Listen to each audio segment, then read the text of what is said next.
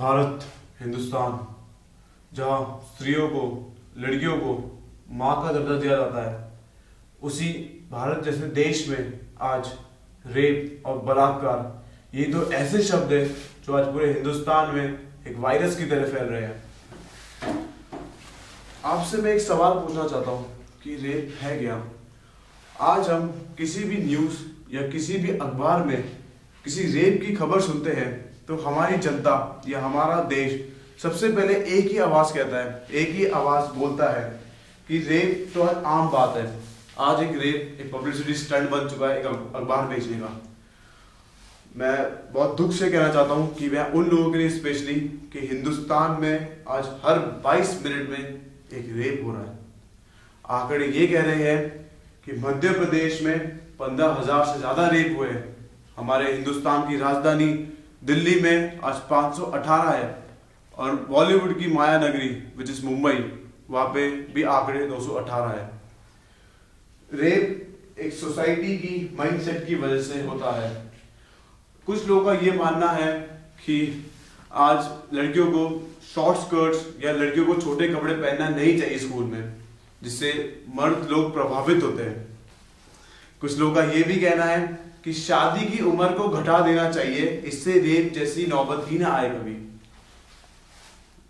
Poor India, 21st century में जी रहे हैं हम, पर आज भी हमारे लाइफस्टाइल में इतना ड्रामेटिकली इतना चेंज आ गया, लेकिन हमारी मेंटालिटी आज भी वही है।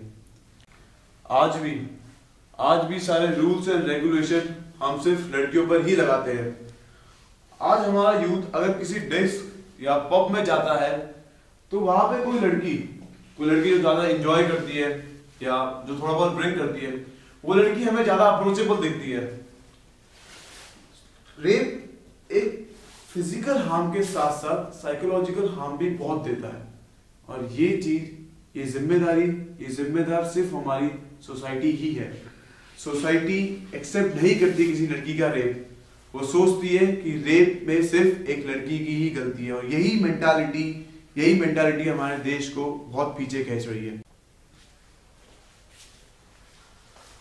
16 दिसंबर 2012, जगह दिल्ली, समय रात 9:30 बजे। और physiotherapist intern with a male friend दोनों एक मूवी देख के अपने घर जा रहे थे एज यूजुअल। जिस बस में वो दोनों जा रहे थे, उसी बस में उस लड़की को पहले बेरहमी से पीटा और फिर उसका रेप किया गया।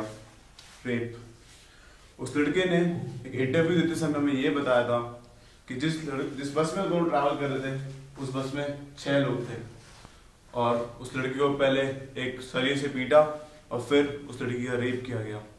रेप, और उस दोनों को चलती बस से फेंक दिया। वो 25 मिनट तक मदद मांगता रहा, लेकिन किसी ने उसकी मदद नहीं की। मैं आपसे एक सवाल पूछना चाह रहा हूँ कि हमारे लोग इतने डर चुके हैं या इतने बेरहम हैं कि आज वो किसी की मदद करने से पहले 100 बार सोचते हैं। 25 मिनट के इंतज़ार के बाद पुलिस वालों ने फाइनली उन्हें सफदरजंग हॉस्पिटल में एडमिट कराया गया, जहाँ उन दोनों का ट्रीटमेंट किया गया। उस लड़की को फर्दर ट्रीटमेंट के लिए सिंगापुर भेजा गया और 13 दिन बाद उसकी मौत हो गई। मैं एक सवाल आप लोगों से पूछना चाहता हूँ कि रेप तो लड़के करते हैं और उसकी कॉन्सिक्वेंसेस लड़कियों को झेलना पड़ता है। ऐसा क्यों? सोचने वाली बात है, गौर करने वाली बात है। आइए देखते हैं इस इंसिडेंट का असर हमारे यूथ पे क्या पड़ा।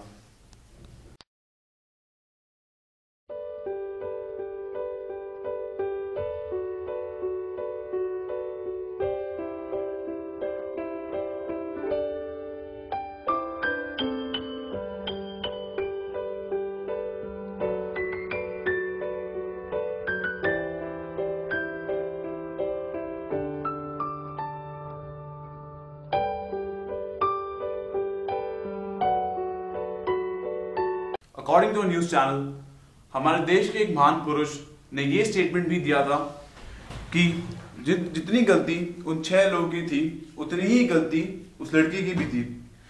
उनके ये स्टेटमेंट में हमने ये सुना था कि अगर वो लड़की उन लोगों को भैया बुलाती या उनके सामने भगवान का नाम लेती तो शायद वो लड़के उन लड़की को छोड़ देते। एक बात को मान भी लो, अगर वो लड़की उन लड़कों को भैया बुलाती तो क्या वो लड़के उस लड़कियां रेप नहीं करते? रेपिस्ट में कोई इंसानियत नहीं होती। और इस स्टेटमेंट से ये प्रूव होता है कि हमारी सोसाइटी कितनी मेल डोमिनेंट है। और इस स्टेटमेंट से ये भी प्रूव होता है कि उस केस में उस लड़की की कोई भी गलती नहीं थी। हमारे देश के एक और महान पॉलिटिशियन ने ये स्टेटमेंट दिया था कि रेप केस इसलिए हो रहे हैं क्योंकि men and women are frequently interacting with each other. मैं एक बात आप लोगों से पूछना चाहता हूं कि क्या हम डेमोक्रेटिक और इंडिपेंडेंट कंट्री में रहते हैं जब मर्द और औरत को एक दूसरे से इंटरेक्ट करने की आजादी ही नहीं है? हमारे देश के एक और महान पॉलिटिशियन ने यह कहा था कि dented and painted women should not protest. What does it mean? अगर हमारे पॉलिटिशियन ही ऐसी बात करेंगे तो ये देश आगे कैसे बढ़ेगा? सोचने वाली बात है। उस पॉलिटिशियन ने ना हमारे सेंटीमेंट्स को हर्ट किया, पर उसने हर लड़की के कैरेक्टर पर उंगली भी उठाई। कुछ नए रूल्स एंड रेगुलेशन भी बनाए गए। अगर कोई लड़की रात को 10 बजे के बाद अकेली हो सड़क पे तो वो पुलिस को फोन कर सकती है और उस पुलिस की ड्यूटी है कि उसे सही सलामत घर पे पहुंचाए।